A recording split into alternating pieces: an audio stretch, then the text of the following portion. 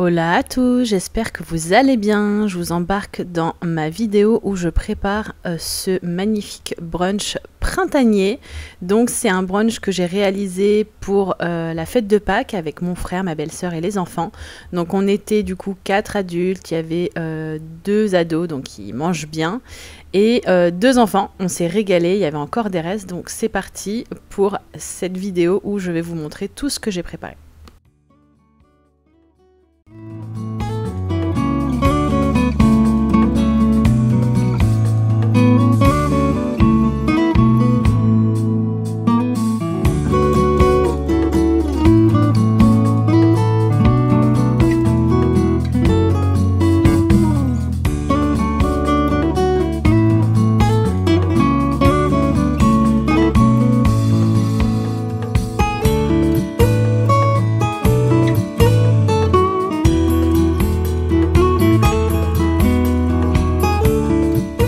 J'ai commencé à préparer bien sûr la veille parce que le brunch, le rendez-vous était à 11h30 midi le dimanche et du coup je me suis dit je vais anticiper un maximum pour pas avoir à me lever à 5h du matin et tout préparer, surtout que j'avais les filles à gérer, etc.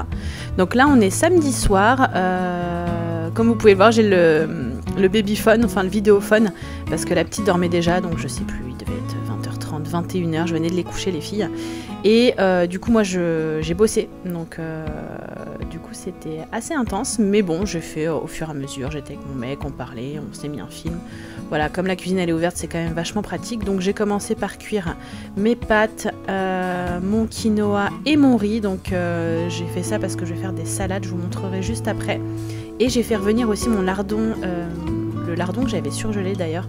J'ai toujours une petite barquette comme ça, on en consomme très rarement, mais du coup je mets toujours une petite barquette au congèle et ça dépanne parce que là vous voyez j'y avais pas prévu, mais je me suis dit je vais faire aussi une quiche, et ça c'est une pâte maison, c'est la recette de Isadora et Marisa, les youtubeuses et jumelles youtubeuses que je suis depuis des années, et cette recette de pâte express est topissime. Vous voyez en 5-5-2 elle est prête, elle est saine et vous voyez au moins vous savez ce que vous avez dedans. Donc là je mets tout dans un tupperware, je secoue et je vais pouvoir venir l'étaler après sur mon plat.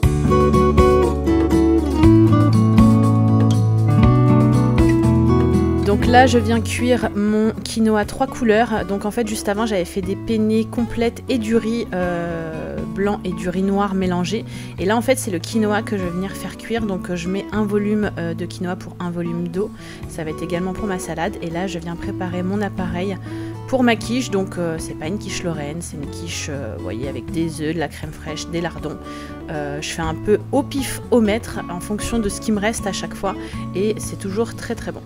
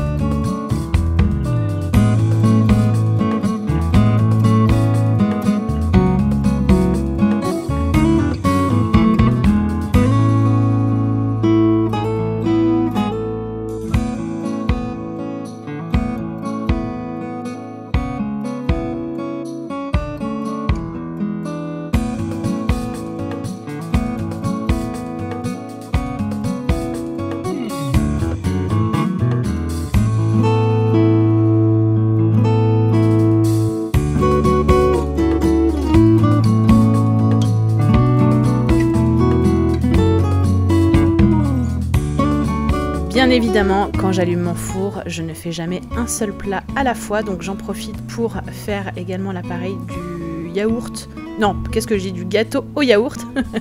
Donc en gros, c'est la recette, je pense qu'on connaît tous la recette de notre enfance. Après, vous pouvez l'agrémenter de plusieurs façons. Et en fait, moi, vous allez voir, je vais faire des sortes de muffins avec où je vais mettre des fruits rouges surgelés. Donc là, je fais la base du gâteau yaourt tout simplement, avec, vous voyez, le pot qu'on réutilise pour mesure. Et en fait, après, je vais prendre des moules à muffins où je vais mettre la pâte dedans. Je vais poser des petits fruits rouges surgelés parce que j'en ai toujours dans mon congélateur par-dessus. Et il me restait un tout petit peu de pâte. Donc du coup, ce que j'ai fait, c'est que comme j'ai un moule avec une tête de Mickey, j'ai fait un gâteau pour les plus petits où j'ai mis des pépites de chocolat dedans, tout simplement. Et c'était top.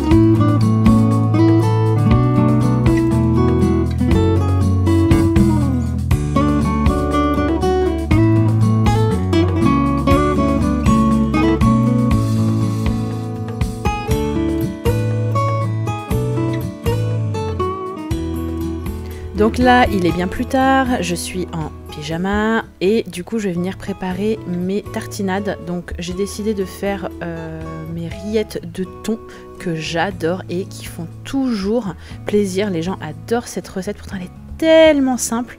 Donc vous prenez du fromage frais, là c'était du fromage frais à tartiner, simple. Vous pourrez prendre du Philadelphia, du Saint-Mauré, ce que vous avez. Vous venez couper une échalote en tout petits morceaux. Je viens mettre une cuillère de moutarde et après je vais bien égoutter mon thon et je vais mélanger tout simplement tout ça. Après vous mettez les épices de votre choix. Moi généralement je mets juste sel et poivre et vraiment l'échalote avec le thon et la moutarde pardon, c'est une dinguerie, c'est trop bon. Ça se garde environ 4-5 jours au frais et franchement ça pour des petites tartinades, vous savez, avec les petits légumes à croquer aussi pour l'apéro, c'est trop bon.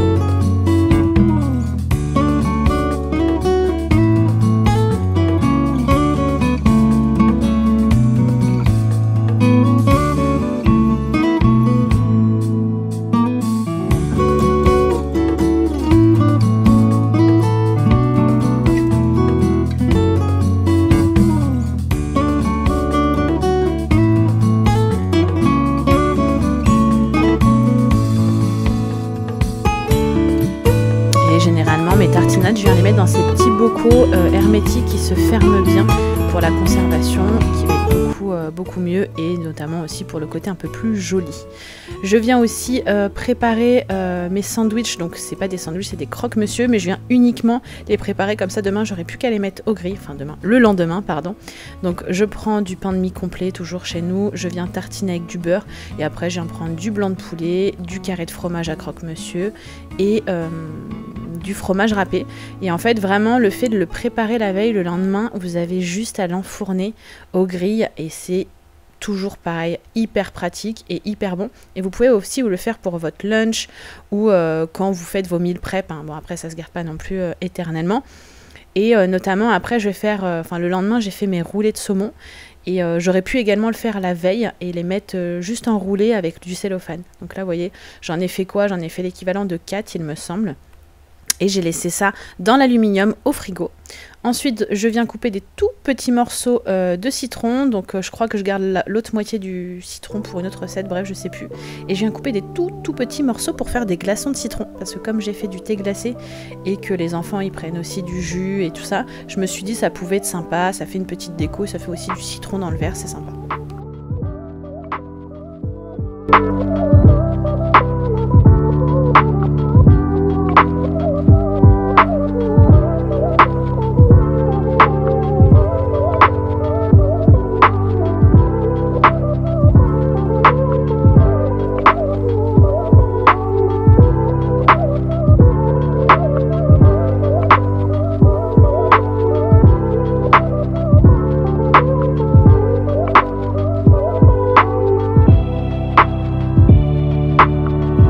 Alors là, je vous ai pas montré la recette, mais c'est une recette de pancake. Alors c'est pas celle que je fais à base de bananes que je fais dans tous mes meal prep, que je fais généralement une fois par mois. Là, c'était vraiment des pancakes classiques, donc avec farine, du lait, des œufs, et c'est tout. C'est tout, je crois même pas que j'ai mis du sucre, ou alors j'ai dû mettre du sirop d'agave. Et c'est pareil, c'est toujours hyper bon, ça fait des mini crêpes, et pour les enfants et les grands c'est top. Donc j'ai vraiment fait un brunch sucré-salé pour qu'on puisse vraiment grignoter ce qu'on veut, dans l'ordre qu'on veut. Et j'ai envie de dire, les pancakes comme ça, comme ils sont pas sucrés, vous pouvez aussi les manger avec du fromage ou avec des rillettes. Donc là on se retrouve le lendemain, comme vous pouvez le voir. Donc tous mes féculents sont froids, donc du coup j'ai pu faire tout simplement mes salades. Donc rien de plus simple, je prends mes pâtes, cette salade elle est tellement simple, salade de pesto, tomates et billes de mozzarella, voilà. Il faut rien de plus. Donc moi ce que je vous conseille de faire par contre, c'est d'y aller crescendo avec le pesto, parce que ça peut vite être écœurant. Donc moi généralement je mets d'abord 1 ou 2 cuillères, je mélange, après je mets mes tomates, ma mozzarella, je vois si c'est sec ou pas, et sinon je rajoute au fur et à mesure.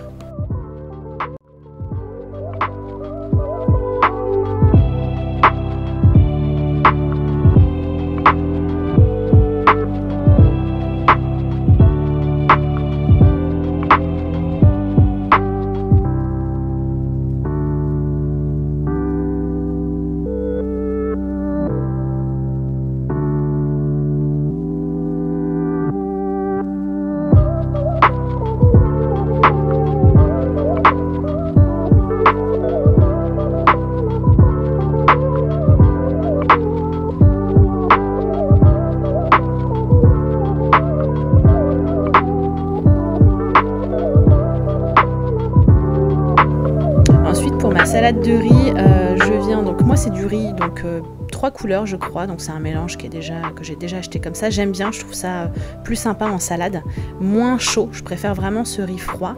Et donc je viens d'abord mettre de l'huile d'olive pour pas qu'il soit trop collant, et du poivre. J'adore les salades de riz avec du poivre, donc ma fille a très délicatement mélangé d'abord le riz.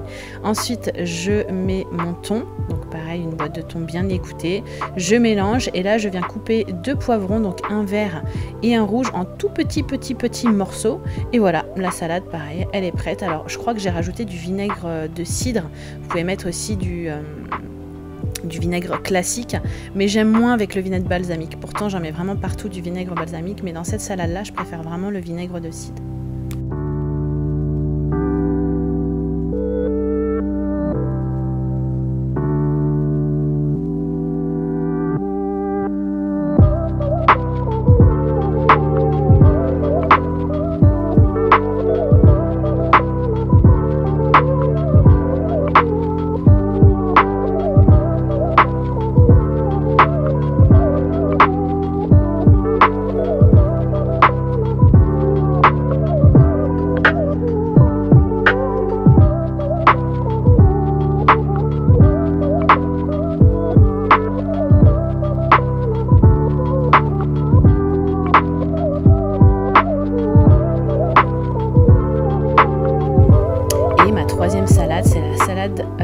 de quinoa feta grenade. C'est une de mes salades préférées.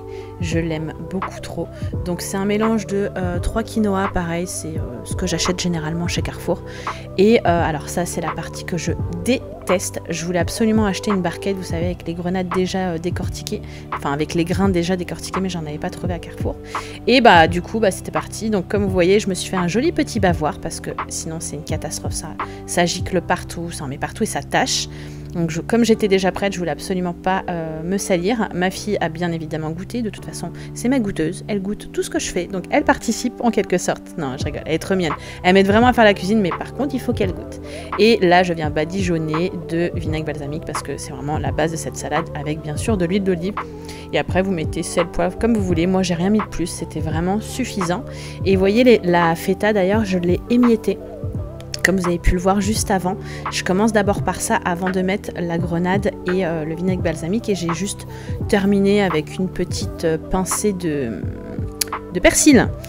Là du coup on vient faire la préparation pour la brioche pain perdu. J'adore ça, et ma fille elle adore mélanger les œufs. Donc on casse un œuf dans un plat, vous voyez, un peu creux comme ça, je rajoute du lait, je viens mettre un petit peu de cannelle, ça c'est optionnel, et je crois que je rajoute toujours du sucre vanillé. Oui voilà, il est juste ici parce que je trouve que ça fait vraiment la différence. Et en fait après tout simplement j'ai pris mes tranches de brioche, donc j'ai acheté les tranches en grande surface, mais vous savez, les tranches bien épaisses, et je viens faire revenir ça surtout avec beaucoup de beurre, comme dirait ma fille, parce que le beurre c'est la vie. Et du coup voilà, je les retourne, j'attends que ça dore un peu, je les retourne, mais ça je pouvais pas le faire à la veille, je l'ai fait vraiment genre quelques temps avant qu'ils arrivent.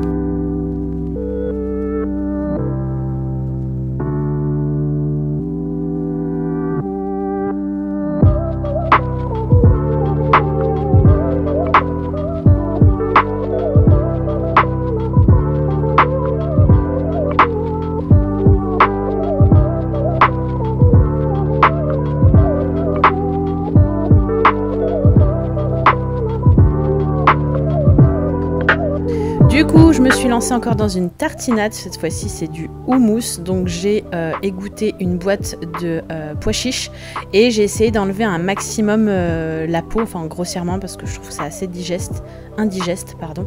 Et je trouve que dans le houmous, vraiment, ça se sent quand il y a la peau qui reste dessus.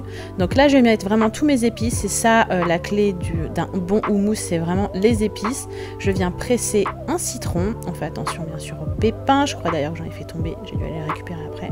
Ma fille adore regarder tout ce qui se passe. Et après, je viens mettre une belle cuillère de tahine. Donc le tahine, c'est de la purée de... C'est de la purée de quoi? De sésame, c'est écrit dessus, voilà. C'est de la purée de sésame. Et voilà, je viens mixer ça dans mon baby cook, parce que pour le coup, c'est vraiment un robot qui sert un peu à tout. Et pareil, je viens mettre ça dans mon petit bocal hermétique, et ça se conserve comme les rillettes, hein, à peu près 4-5 jours au frigo. Et encore une fois, vous pouvez l'utiliser en tartinade ou alors avec des légumes crudités. Et la petite final touch, c'est l'huile d'olive par-dessus et les graines de sésame grillées directement par-dessus. Là, je viens attaquer du coup mes roulés, ouais, de saumon au fromage. Donc je viens prendre des wraps, donc c'est des wraps que j'avais acheté chez Action, je crois il m'en restait quelques-uns de la semaine, donc je m'étais dit c'est le moment. Donc du coup ma fille m'aide à tartiner avec du fromage aux fines herbes, et là je viens mettre des tranches de saumon fumé, donc bien au rebord, et je vais venir surtout enrouler et bien compresser pour que ça soit bien serré. Donc ça vous pouvez le faire la veille en fait, et mettre dans un cellophane en mode boudin, vous voyez ce que je veux dire, et le lendemain comme ça vous n'avez plus qu'à couper. Mais bon, là du coup je l'avais pas fait la veille, je l'ai fait avec elle, ça l'a donc on s'en est fait je crois 4-5, et en fait après on les a coupés et on les a piqués avec des petits cure-dents, ça fait ça fait un peu des petits gâteaux apéro en fait finalement, mais ça passe bien au brunch.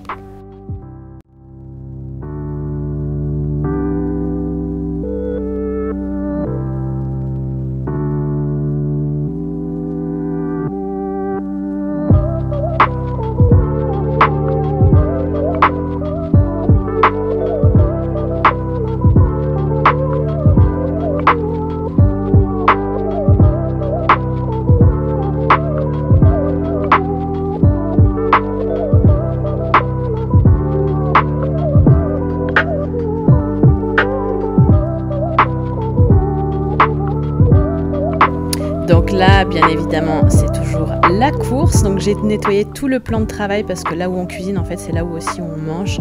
On n'a plus de table à manger en ce moment. Donc du coup, j'ai tout nettoyé. J'ai préparé mes petits plateaux tournants avec toutes mes pâtes à tartiner, mes confitures, etc. Là, je viens préparer 1 litre de thé glacé que je laisse infuser à froid. Et voilà ma table. Donc il y a aussi du pain frais comme vous pouvez le voir.